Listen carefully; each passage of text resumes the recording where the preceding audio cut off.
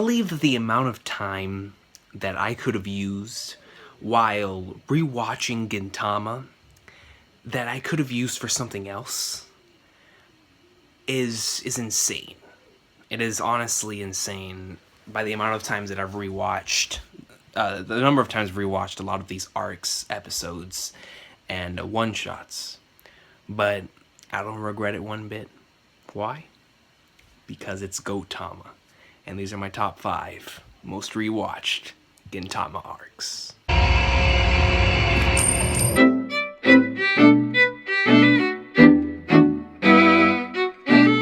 Now coming in number 5, man, now this one right here is one that I used to watch all the time at nighttime. And I haven't rewatched it in quite some time, but it was one that I used to rewatch a lot. And a couple of these are two episodes long, but they're so awesome. And this one in particular really shows me why Gintama is so good, and that is the prison arc. Now, the thing with this arc is that I absolutely love so much that I think I can show this arc to pretty much anyone and show them that whenever I say that I don't read Gintama solely for the comedy or the serious arcs. I read them for the mixture of both. Because the thing about the prison arc is that I don't treat it as a comedy arc and I don't treat it as a serious arc. I treat it as a Gintama arc.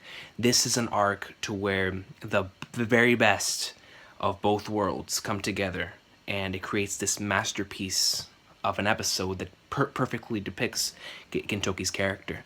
And it's something that truly hits home for me from a comedic standpoint, from an emotional standpoint. The prison arc will forever be a favorite, and episodes 225 and 226 are rewatched a lot. Like if you were to go to my Crunchyroll accounts, they are, I've rewatched them a lot, man. And that's why it has this place at number 5, because it is a Gintama arc. Going in number 4 is solely for comedic purposes, and also because I use this arc a lot to get people into Gintama. I got like 2 of my cousins that got into the series. I showed them this arc. The first time I ever watched this arc, that immediately after I rewatched it again with my friend who was catching up to Gintama at the same time, and I always go back. I've reread it, but I'll do another video for most reread. But I've reread it, but I've also rewatched this arc a lot. It has some of my favorite comedic scenes in the entire series, and it's always fun to watch just because it's a direct parody to one of my favorite arcs in manga, which is the Return to Sabaody arc in One Piece, and that is the 2 years later arc in Gintama, episodes 202 and 203. These couple of episodes are absolutely hilarious, and the fact that it ends with Ichigo doing Mugetsu, or with Gintoki doing a Mugetsu, is flipping awesome sauce for me as a fan of both series. But the entire plot and just seeing how everyone would have changed in 2 years, and seeing all these different variations of all the characters we love was just absolutely awesome. And I never get tired of it. I never get tired of Zurako. I never get tired of that Kyubey and Shinpachi scene. I never get tired of that Shinpachi scene where he's running all the way from his house in Otai's house, whenever her in Kondo. And he runs all the way from over there to where Kyubey is. Then Kyubey reveals... It's hilarious, man. That and then you have freaking Sogo over here as Lelouch, as this entire leader of this huge rebellion. Then you have the 2 straight guys, and Hijikata and Shinpachi. And it's awesome sauce, and it's a true testament to how good Gintama's comedy is. And this arc is freaking awesome, man. I love it. It's just one of those arcs that has always stuck with me whenever I first watched it, and it's still as funny to me. Maybe even funnier than it was whenever I first experienced it, and that's why it's at number 4. Coming in number 3, yo, man. Listen, man. This arc right here is so unique in terms of how it looks that you can tell that it is a Thorny arc episode from the moment you see the lighting in it. Episodes 244 to 247 in the Thorny arc comes in at my number 3 spot. And the main reason being is because this is another arc, just like the prison arc for me, because I can't treat it as either a comedy arc or a serious arc, because to me it is just simply known as a Gintama arc. This is truly showing just how much I love the Shinsengumi, and you will see this again. But the Thorny arc touches upon, it doesn't really delve right into the Yodozuya a lot. It's mainly Gintoki and the Shinsengumi. Now, when it comes to Shinsengumi aspect of this entire arc, it touches upon the best points of the Shinsengumi comedy sequences, but it also touches upon something that we've been wanting to see for so long, which is the Hijikata flashback and more about his backstory. And about more about and then about the Shinsengumi and how much Kondo means to them and everything. So it to me it's hilarious. It's an hilarious arc. It's freaking awesome sauce in terms of its comedy. Like the first episode by itself is hilarious, but I think all four episodes have or yeah, all four, because yeah, all four episodes of this arc are absolutely hilarious. But the Thorny arc also has a couple of things that always make me hype every time I watch them. Episode 246, man, with Hijikata going in against Isabura. And that's another thing. The Mimi Wategumi get introduced in this arc.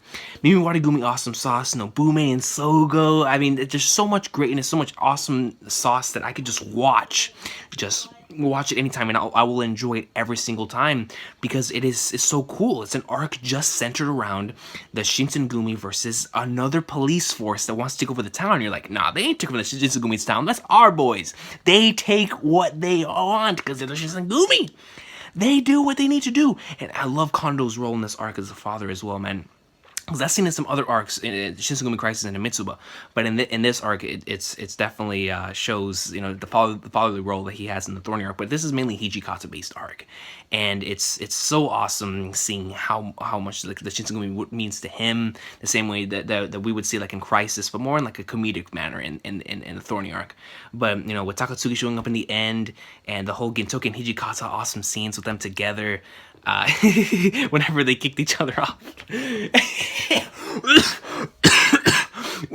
Whenever he kicked him, that's one of the funniest scenes in Gintama, man. But it's so flippin' awesome, and the Thorny arc is one of my most rewatched, just because, like number 5, it is simply a Gintama arc because of how well it meshes the comedy and serious aspects together to create a masterpiece.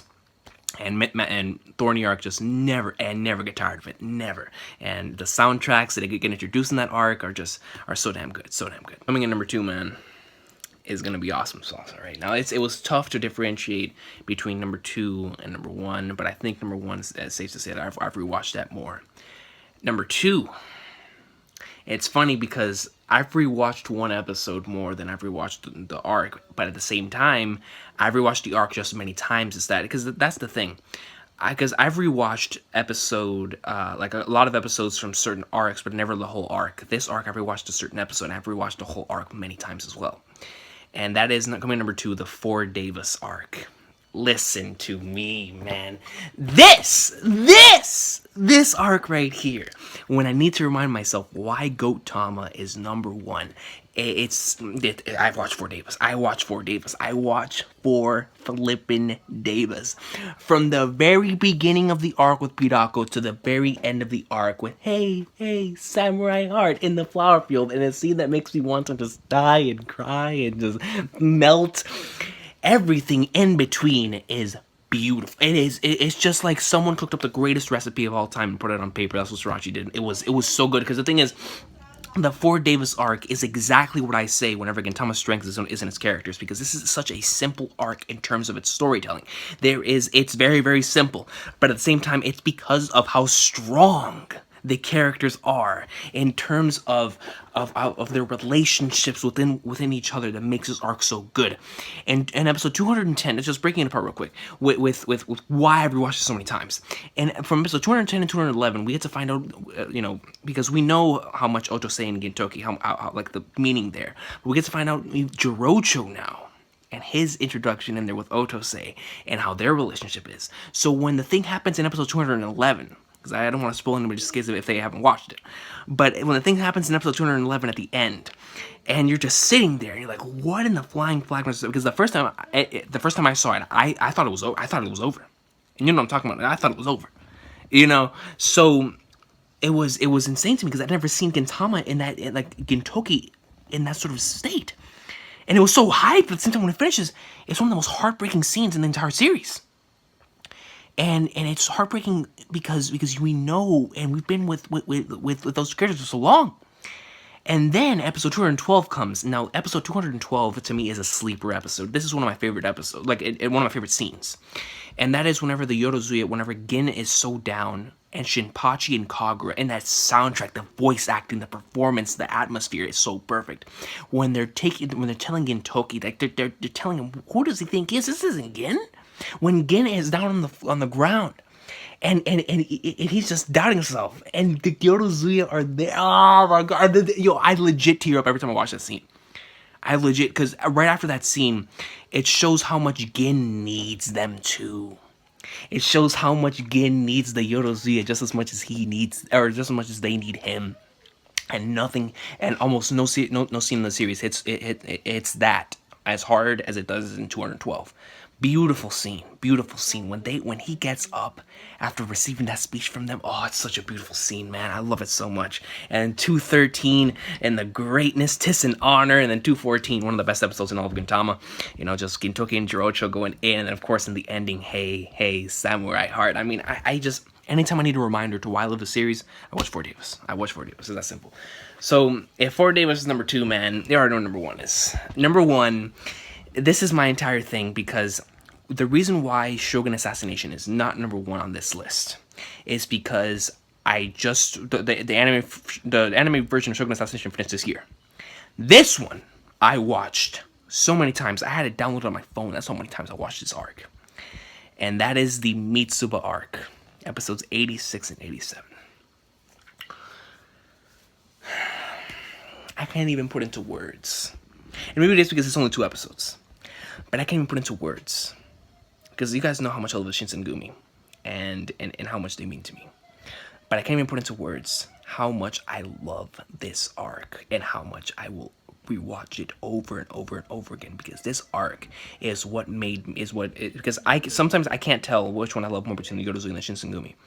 But this arc truly started putting Shinsengumi on the level for me, because there's a particular scene, because there's a lot of obvious scenes, like Hijikata's amazing speech about the woman that he loves, and he pulls out that sword, and it's such a beast seed, man. That, of course, the ending with Mitsuba, it's spicy. But there's one scene about the entire Mitsuba arc that's always stuck out to me. It's the one I can't wait to rewatch every time I rewatch this arc. It's the scene whenever Kondo and Gin go at it a little bit, whenever Sogo gets there. Because Kondo's fatherly role in the Shinsengumi is why Kondo is my favorite of the 3. As much as, like, they're really, really equal, Kondo's still my favorite of the 3. And Kondo and Gin are so similar.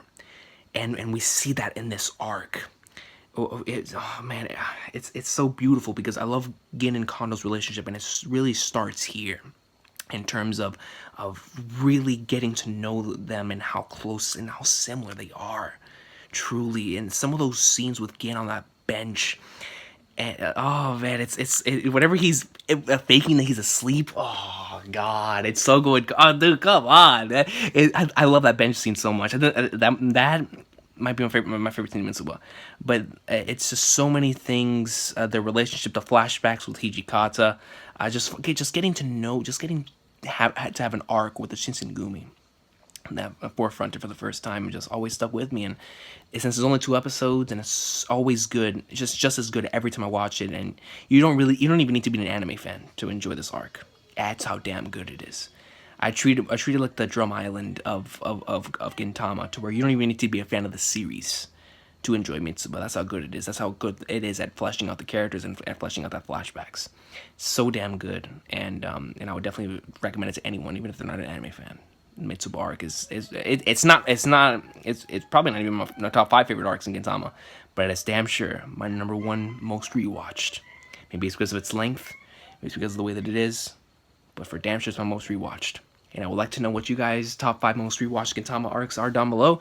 I'm going to be doing a top 5 most reread or arcs as well.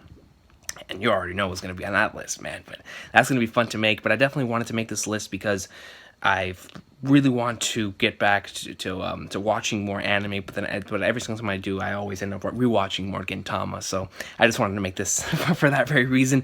But you guys are awesome today, man. Let me know what your top 5 most rewatched Gintama arcs are down below, and I'll see you guys in the next video talking about some more Goat-Tama, because more Goat-Tama is always better.